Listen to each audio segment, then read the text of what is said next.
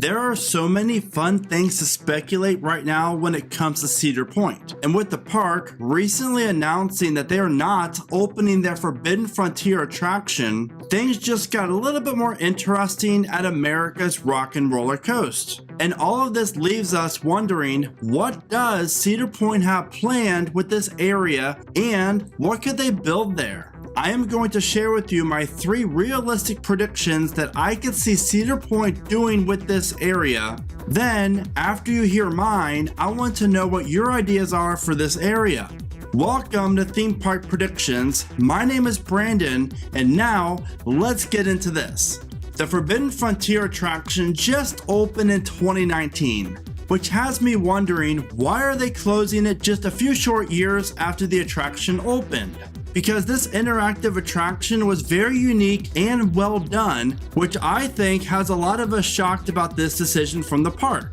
So does Cedar Point already have a plan for this area since they're already removing the attraction? That is the million-dollar question. Now, a quick note, the Snake River Expedition is not closing. It is just a Forbidden Frontier walkthrough attraction that is located on Millennium Island. So let's get rolling into these predictions. As for my first one, would Cedar Point ever consider using this area as a cut-through for park guests?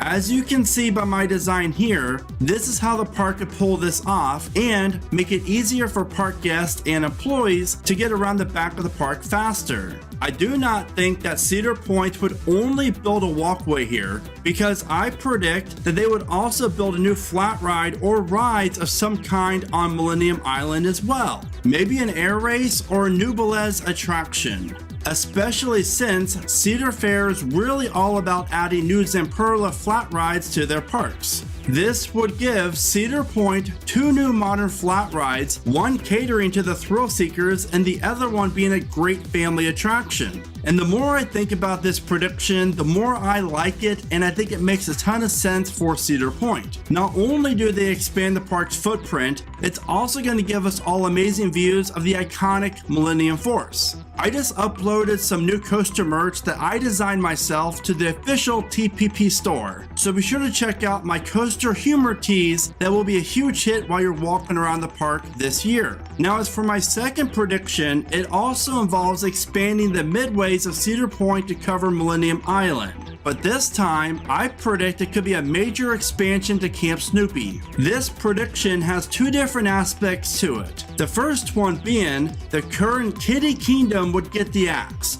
Finally, I know.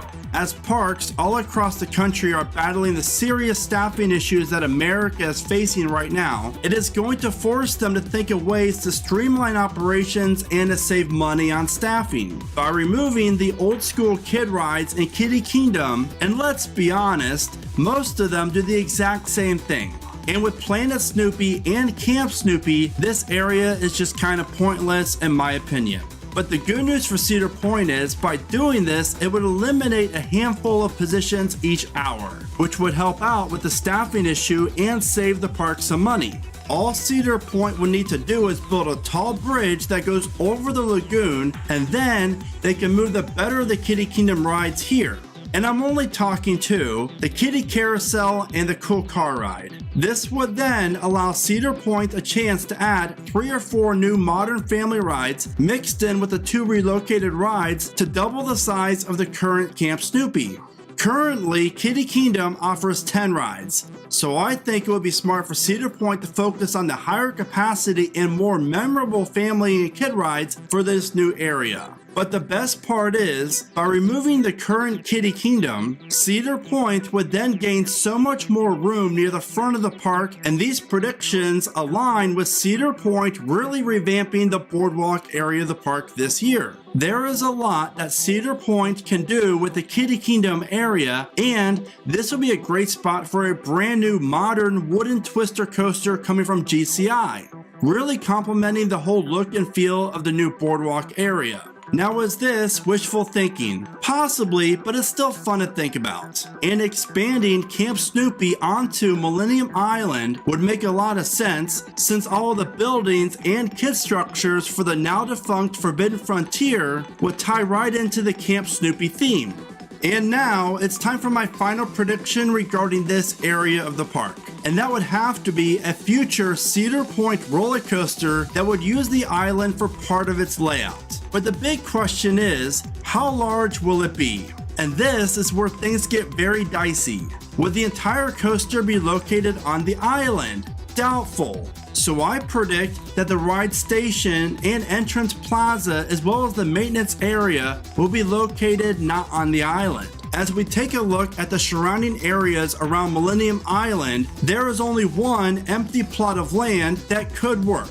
This is the backstage area and scrapyard that Cedar Point has used for storage and other random stuff ever since Mantis, now Rougarou, was built in 1996. While it's not that large, this would be the best location for the park's next coaster if they wanted to use Millennium Island for the majority of the layout. But what if Cedar Point has even bigger plans for the island? It's been rumored for a few years now that Snake River Falls could be on its way out. And if the park went this direction, then we are looking at over 9 acres for Cedar Point to play with. And to give you an idea on the sheer size of this plot of land, the total area that Millennium Force covers is just over 7 acres, which is also the most for any coaster at Cedar Point. The area, including Millennium Island and Snake River Falls, is almost 2 acres larger than all of Millennium Force. So there is a ton of room here for Cedar Point to build pretty much any type of coaster that they want. Now before I share with you my designs on which coaster type that I think would fit best in this location and show you how my layout would fit in,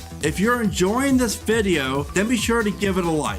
Each like really does help the channel and I greatly appreciate it. Also, I hope that you consider becoming the newest theme park prediction subscriber. That way you do not miss an upcoming Dragster update video. Now for the coaster types that I can see potentially getting built in this area. And the first one is obviously a GCI wooden coaster. If Cedar Point did not take me up on my idea about adding the GCI where Kitty Kingdom currently is, then this location would be the next best for it. As you can see, the station will be located here in the unused area of Frontier Trail, and the layout would make a left-hand turn out of the station and then head up the 130-foot tall lift hill. The new wooden coaster's first drop would be much like the one on Mystic Timbers, but only larger. After the drop, the coaster would then travel over Millennium Force to begin its high-paced trek throughout the island. The layout would feature a few tunnels, interact beautifully with Millennium Force, and offer tons of great airtime moments.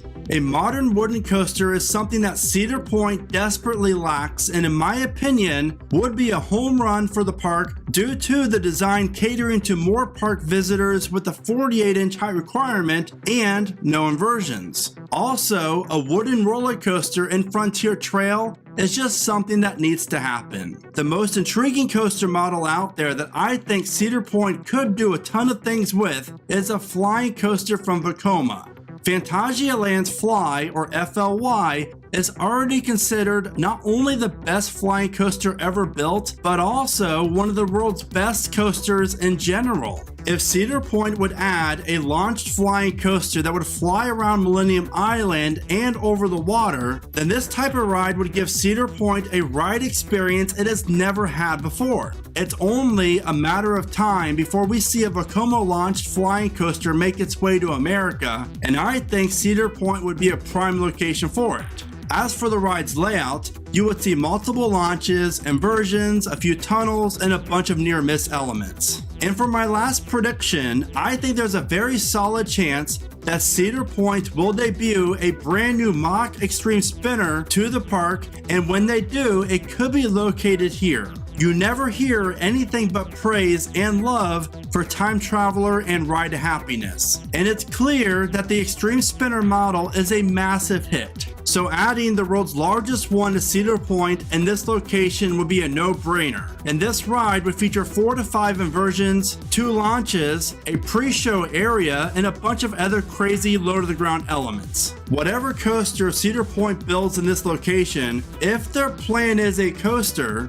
it's going to be special. And then when you pair that with the new Dragster that will most likely feature a spike of some sort, Cedar Point could be giving us the best decade of coaster installs since 2000 through 2010. Now, we just have to keep our eyes peeled on the corkscrew plot of land because I have heard from multiple people that this ride will not be around too much longer. And when it does go, could we see an RMC T-Rex open in its location? Just like I shared with you in this video here. So be sure to check out that video because this coaster could top Vengeance as the best one in the park. And you can find a link for it in the description of this video. So what do you think is happening with Millennium Island? If it's a coaster, what type do you think Cedar Point would add here and when? Be sure to let me know in the comments. And as always, thank you so much for watching. Remember to smile today, think positive, and keep riding coasters.